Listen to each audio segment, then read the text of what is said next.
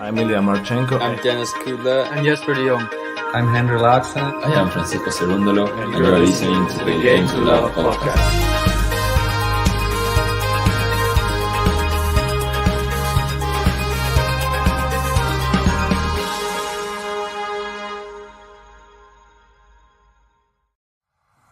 Last year, Novak Djokovic has left Australia after losing his appeal against his visa cancellation. He knew the conditions since a lot of months ago. I was just following the rules. I came in with all the valid papers.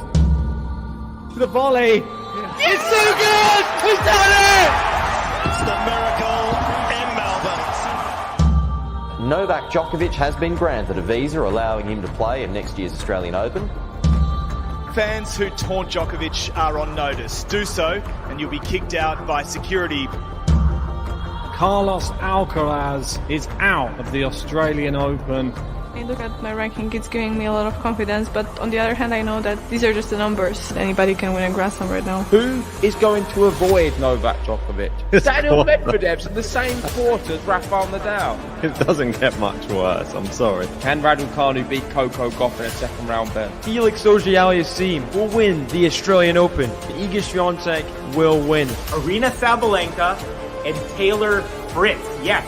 You heard it here first. Novak Djokovic, clear winner for me. So my projected semi-finals for the women's, Zheng against Pegula and Garcia against Samsonova. I see Novak Djokovic holding his 10th Australian Open trophy this year. I see Maria Sakkari winning her first Grand Slam title at the Australian Open. The Nicholas Kyrgios steam train is powering his way through to an Australian Open title win, and he's taken out Novak Djokovic on his way.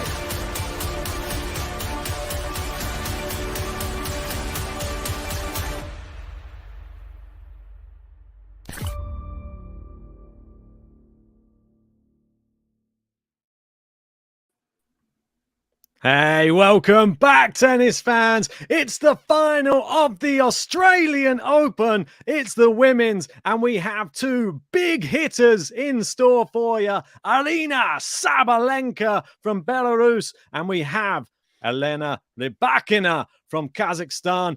This is going to be one of the biggest hitting women's finals we've seen in years. I cannot wait for it, and I'm so happy that going through this draw, there's been a lot of shocks, but two big hitters have got to the end, and they are JG's dark horse and his winner's pick playing each other. I think it's a GTL first. Well done to you, sir.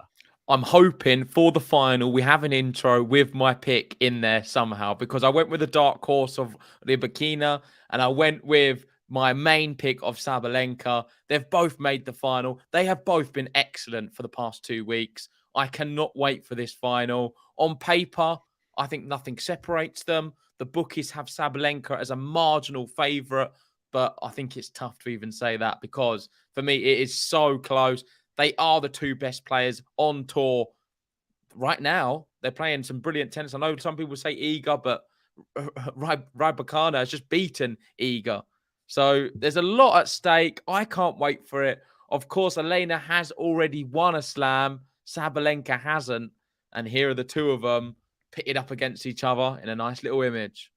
Yeah, I like the look of this one. Saba always looks ferocious in all of the pictures that you see of her online that are taken from her matches. That's the one difference between two of these amazing competitors, I'd say. One of them leaves their heart out there for everybody to see. The other one, more of an introvert, more quiet, and just gets it done like an assassin on the court. I think this is a really, really interesting matchup based upon those two factors. Like when Sabalenka is playing well, she plays up to the crowd. She gets everybody going. Whereas Rybakina, she just goes about her business. And I think it's like one of those people. It's the quiet ones you want to watch, they always say. Yeah, certainly. And Rybakina as a quiet one, you certainly need to watch because she won Wimbledon last year and she's not been spoken about near at all, really. Like hardly spoken about. She should be in the same conversation as some of the top players in the women's game right now. Rightfully so, she's inside the top 10. And I think it's a matter of time until she pushes on and becomes sort of a top 5 player and a staple part of the women's game. I was going to give a shout out to everyone who's joined us for this one. Thank you for all the congratulations, because yes, we did. We hit a massive landmark, and of course it is 50,000. Woo! Come on.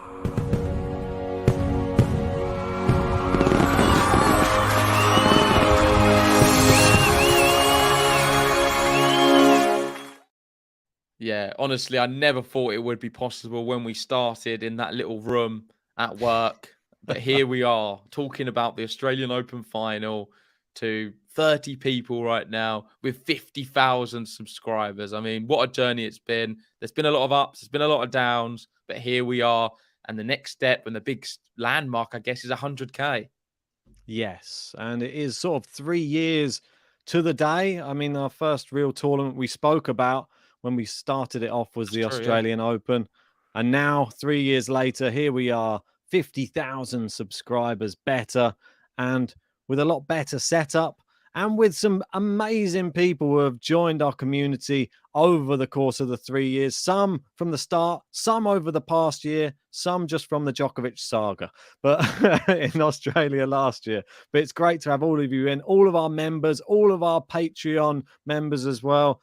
It means the world to us that you are supporting us, and we will continue to bring you the best content, surely, in the tennis world on YouTube. Yeah, we've got Gene saying ice versus fire. That's a good way of looking at it. Ooh. What I want to start with is their routes to get to the final. And I think it's important to note with Sabalenka, she has been in exceptional form even before. I don't know if you want to bring up the graphic. Yeah. Is it this one? Yeah, here we go. So the road to the final. I want to start with Sabalenka. Before we get into these matches, let's talk about the ones before, because she has now become the third woman in the 21st century to start a season with 10 plus wins, after Anna Smashnova in 2002 and Radwanska in 2013. So not many ladies can do it. Not even Iga, not even Serena, not even Sharapova, Azarenka, Wozniacki, Halep. None of these names, but Sabalenka is in the discussion for someone who started the season better than anyone else. So that is such a difficult thing to do. You've got all of the Christmas festivities, all of the time away from playing tennis. You then come back on a court and she's not lost. And if she wins this final, it is the perfect start. And the craziest thing about her route through, let's go through it now. Martin Silva, Rogers, Mertens, Bencic, Vekic, and Lynette, is all of them have been very convincing. Not dropped a set. Well, she hasn't dropped a set all year. That is the key as well. This winning run is not only a winning run of matches, it's a straight sets winning run. She hasn't dropped a set this year. And that goes sort of in line with what we were saying about Iga last year. That's the same sort of form that we're seeing. And we gave Iga the praise for her doing it. So let's give Saba her due as well. I think she's such a nice personality. She deserves to be applauded when she's doing well. Everybody jumps on her back when she's not doing well. So, well, those same people now applaud her when she's actually playing really good tennis. And I couldn't be happier for her. She is a personality that I hope that they really push hard on the WTA, because if she gets to the top of the game like she is at the moment and does this the whole year round, it's great for women's tennis. That's what I'm saying. Yeah, moving on to Rybakina. I want to start here by talking about her aces, because at Wimbledon, she was the leading acer. Here, she's the leading acer. I think the whole of the WTA tour last year, she had the most aces. And we've spoken about how hard Sabalenka can hit the ball. In terms of actual serve, I believe Sabalenka hits it harder. Yeah. But I don't know. Rybakina. These names are going to be difficult. Come on, Rybakina finds more aces, and she's a little bit more accurate, you'd have to say. It's definitely an effective serve. On her route, she has beaten Cocciaretto, Juvan, Collins, Iga, Ostapenko, and Azarenka. So it's for me definitely a lot more of a challenging route than Sabalenka's. Yes, I think so. I think even that the semi-final, she made it look easier than it was. It wasn't as straightforward as the straight set suggested either, because it was back and forth breaks. She showed a little bit of vulnerability, but she showed that she can just bite down on the mouthpiece and just get a set done when you're not playing your best tennis. And I think that was key. She was playing a 2-time Australian Open champion in Azarenka. Ostapenko, I thought that was even more impressive. She beat her without even going close to a tiebreak, 2-4. And obviously she beat Iga along the way. We can't forget about her, can we? And Iga, even when she doesn't play her best, normally wipes the court with everybody. So she's a force to be reckoned with. Oh, we can't forget Collins, last year's finalist as well. No one would have wanted to play her. It's a ridiculous route, Ben. Yeah. It's three Grand Slam champions the last 3 matches, and Collins the finalist here in Australia. So yes, tough, really tough. And in terms of the aces, it's 44 for the tournament already with 1 match to go. Incredible. Yeah, I mean, really, really. I think she had similar numbers at Wimbledon as well when she won that. It was around the similar amount, about 40 to 50, I think, that she achieved there. And there was 9 aces in the last match against Azarenka. Impressive. One thing that we probably should speak about, I know that we're speaking about serves. This is a battle of the big hitters, the big servers. Saba has been looking a lot better on her serve until the last match. Was it a little bit more faltering? I can't remember. I think it was the Vekic match. Sorry. Last match, she actually did a lot better. She got only 2 double faults. So it proved that the Vekic one, she wasn't the old Saba back, and she isn't just the double faulting Saba anymore. She can just pull it together, and she did it. Well done to her. That shows real growth as a tennis player. Yeah, moving on to the next tweet. Sure. Right.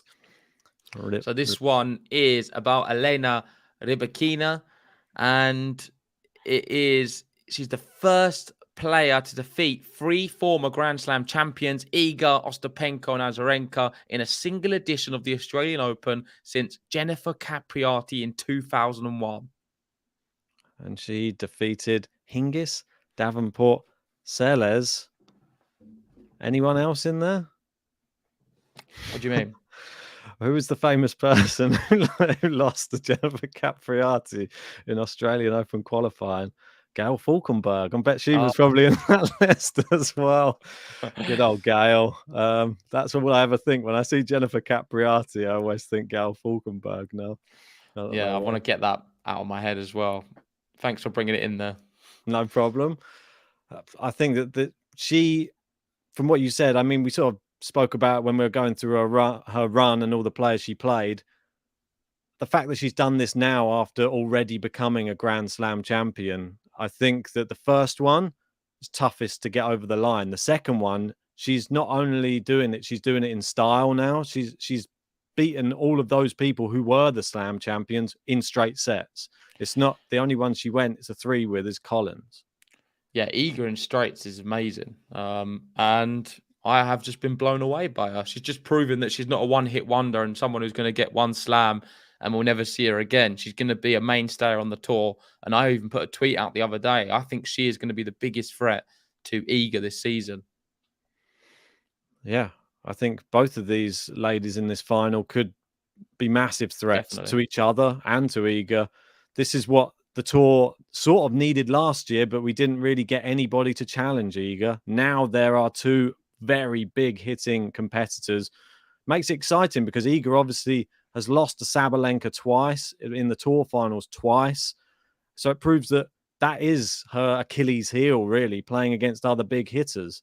So we'll have to see how she gets on now. She's lost to Rybakina. She lost to her in the juniors as well, that she was saying. She was a bit reminiscent of that going into that match. So they may have her number a little bit, but it'll be competitive. That's the main thing when we get these ladies playing now, and we won't just have people wiping the court with each other.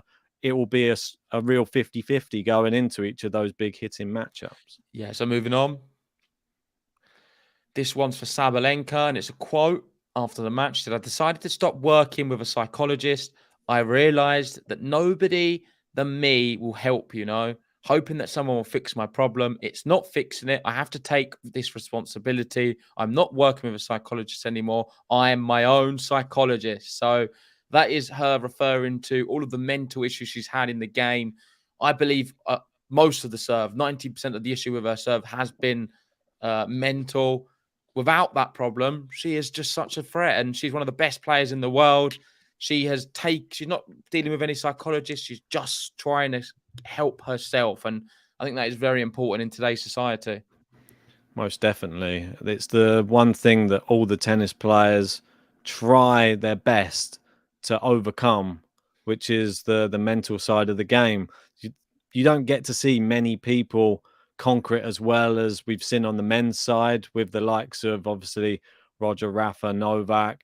We've had some on the women's, obviously Serena as well. You can go back, like obviously Martina Navratilova, all those type of big players. They don't come round very often, and that's because it's so hard to get that side of your game right. There's lots of like one-time Grand Slam champions because some people can get it right for 2 weeks, but I don't think she is going to be a one-time Grand Slam champion. Should she win this, I think that Sabalenka will win a few Grand Slams in her career for sure. She's still young. You got to remember this. She's only 24 years old. Yeah, and another thing, with her mind all over the place the last few years, she's still not exactly dropped off. She's inside the top 10. She's 5th in the world, and last season, the season before, wasn't her best. So it just goes to show that is her natural ability alone getting her to that level, because her mind's not been right. If she can get everything else focused and confident in big moments, don't bottle big occasions, and have become a bit of a mentality monster, she's going to absolutely smash the tour. She could go on and win all the slams.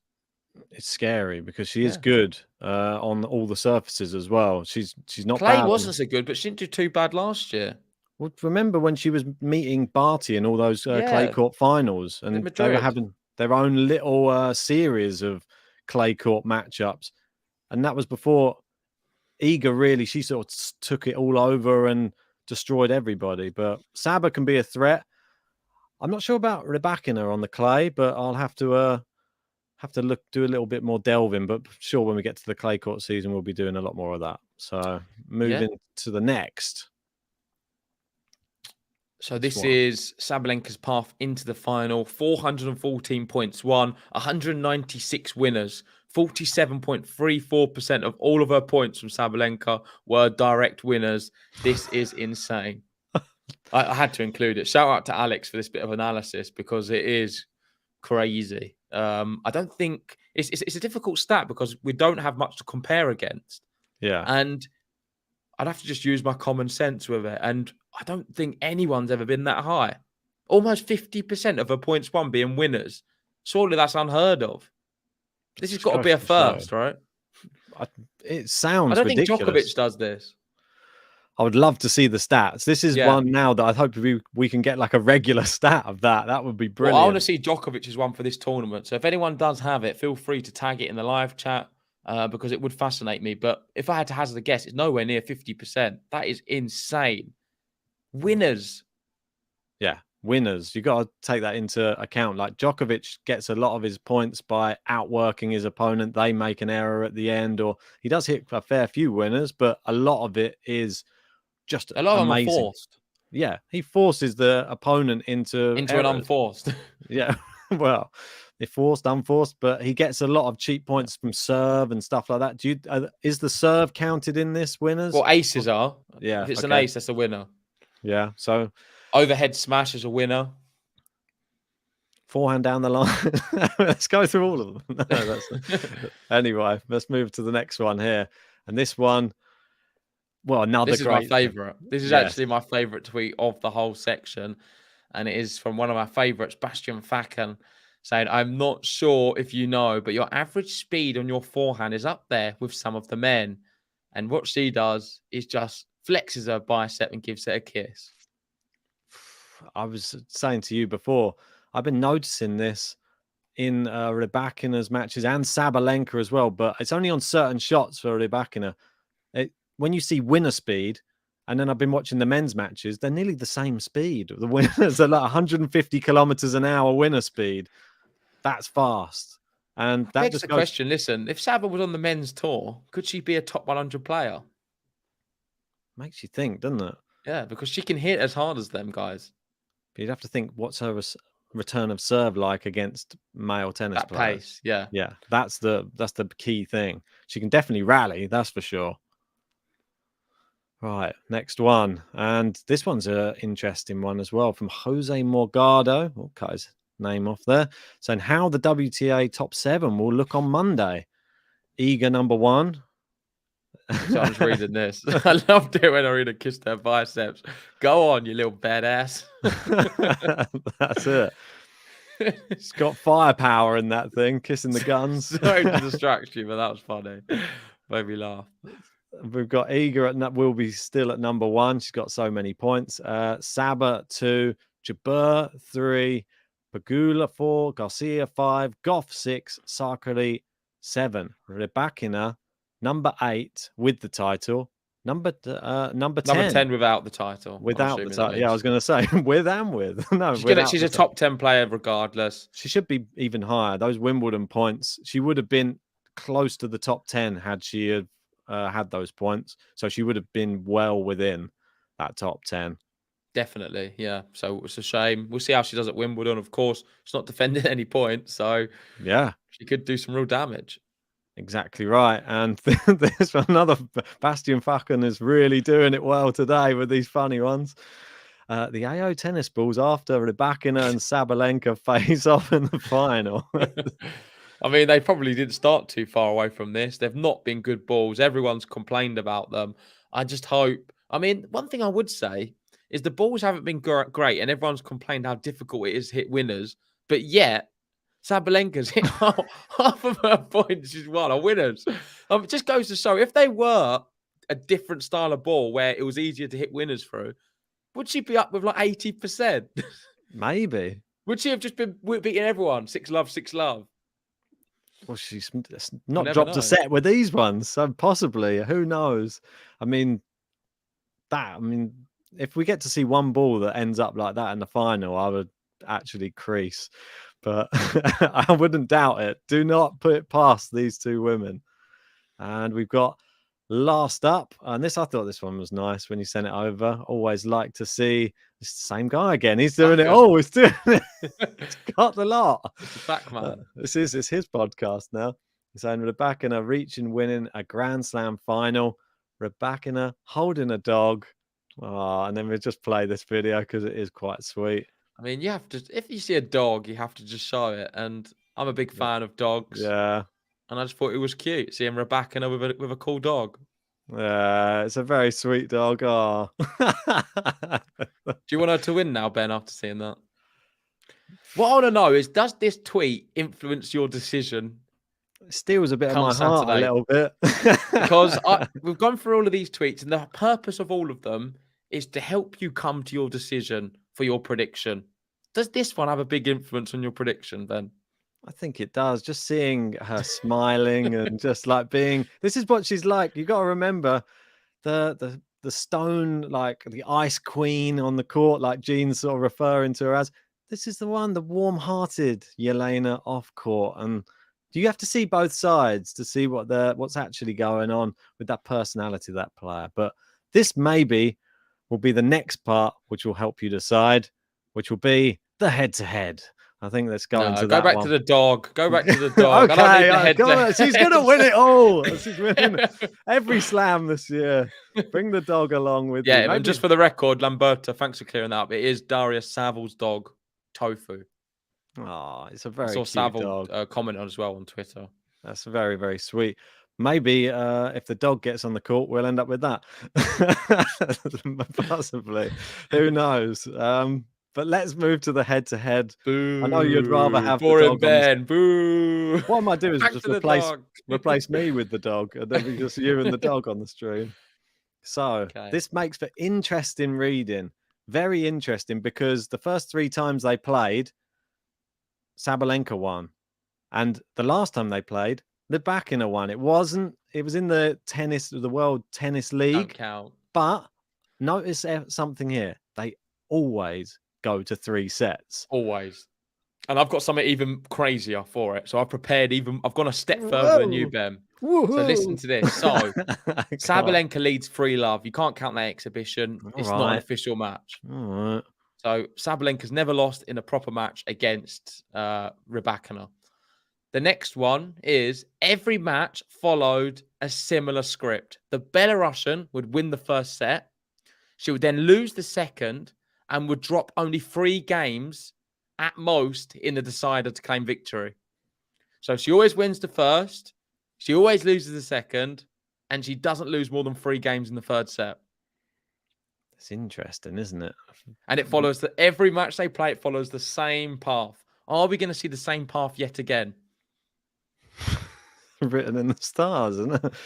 What happened in the World Tour League one? Well, bring that up, because I'm fascinated. That one's a really strange result. It was 6-love to Sabalenka in the first set, 6-1 to Rybakina in the second set, and then 10-6 in the tiebreak. Yeah, you can't count it. But it just goes to show them two, it still follows the same theme. Like Saba wins the first set. The only weird thing, and that third set wasn't a proper set. It was a 10-minute super tiebreaker. Let's not count it at all. The top and bottom of it is Sabalenka, put all your money on it, will win the first set in the final. Get the graphic up, Ben, because I'm doing my prediction right now. We've seen the stats. We've gone through everything. We've seen Rybakina's dog. I know exactly what's going to be happening here. With Sabalenka, she always wins the first set. I think she's going to win the first set again. Rybakina always wins the second set. She's going to win the second set. So there we go. I've done my 2-set predictions. It's going to be 1-1. We're going to go to 3. Who's going to win the third? I'm going to have to go with what I predicted pre-tournament, and that was Aryna Sabalenka. I think she gets the job done. I think she wins her first Grand Slam. Rybakina's already got one. She's going to win plenty more. I think this is Sabalenka's moment, and I'm going to have her winning the third 6-3.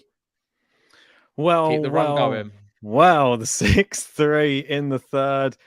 It was written in the stars for JG pre-tournament. Covey has Sabalenka as well. But you're not taking one thing into consideration when making your selection. That all the times that Sabalenka defeated Elena Rybakina, she was not a Grand Slam champion. She is now a Grand Slam champion, and she's come into play. She's been there before. She's won a Grand Slam. And guess what? Sabalenka isn't going to be able to stop a win in number 2 because it's going to go to 3, but Rybakina is going to win it, and it's going to be in a super tie break in the third set. Dun, dun, dun. So there we go. That's our prediction. Me and Ben going head to head. It's going to be a great final. I genuinely believe it is 50-50, though. I think it's going to be so close, so tight. Yeah. It is the most competitive final out of, if you compare it to the men's one. I think Djokovic is such a big favourite in that. And Gary's in saying it's on Saba's racket. I'm not sure if it is. I'm not sure if it is, Gary. I think Rybakina has the level and ability to put it on her racket. I really believe that as well. It's exciting, though. I cannot wait. I think it's going to go down to how they handle the occasion. And that is what I worry about with Sabalenka, because Rybakina will be able to handle it. She's proven she can. And Saba is yet to prove that she can in a Grand Slam final. That's the one difference between these two ladies. And that's why I'm going for my year-end number 2, Elena Rybakina. Okay, fair enough. We've got the ghost in saying, here's what I heard in Ben's analysis. I just really like puppies. I do. That's what he heard. I cannot deny it. I really do. But anyway, let's wrap it up there. Thank you, everyone, for joining us on this Australian Open women's final prediction video. Make sure, if you haven't already, hit the like button. Subscribe if you're new. We're going to have to get a new target up there, Ben, because the next target's 100K. Thank you, everyone, for helping us get to 50. What a journey it's been.